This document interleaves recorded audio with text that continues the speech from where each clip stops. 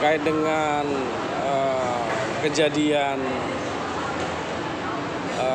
diduga pelaku melakukan atau mengintip korban yang sedang mandi, itu terjadi pada tanggal 15 April 2025 di kosnya korban dan juga pelaku ngekos di situ juga, yaitu di alamatnya di Rawasari, Cempaka Putih, Jakarta Pusat.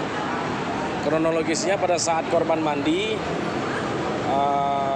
pada saat itu melihat ventilasi udara, ada terlihat kamera, sehingga pada saat itu korban langsung berupaya untuk mengetahui siapa pelakunya. Ternyata diketahui bahwa pelakunya adalah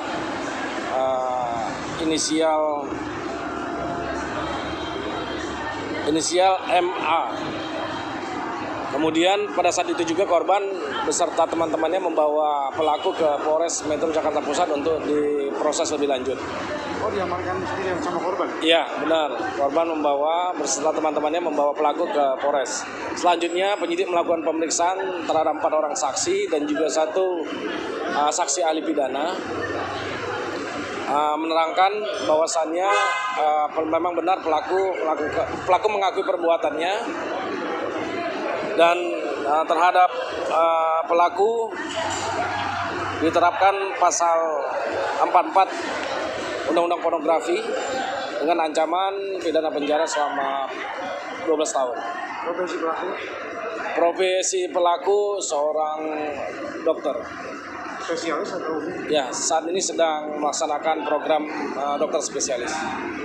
Kalau keterangan pelaku itu buat apa sih? Untuk keterangan dari pelaku hanya iseng melakukan perbuatan itu, dan pelaku mengakui bersalah dan siap menjalani proses hukumnya. Berarti buat konsumsi pribadi? Iya, benar, dan konsumsi pribadi. Nah, itu tempat tinggal pelaku dengan korban memang bersebelahan atau? Ya, satu kos-kosan. Jadi berdekatan dengan kamar korban. Pelaku terinspirasi obsesi dengan korban atau gimana? Ya, keterangan hasil pemeriksaan terhadap tersangka, pelaku senang melihat korban dan hanya iseng untuk melakukan rekaman atau ngintip korban dengan menggunakan handphonenya.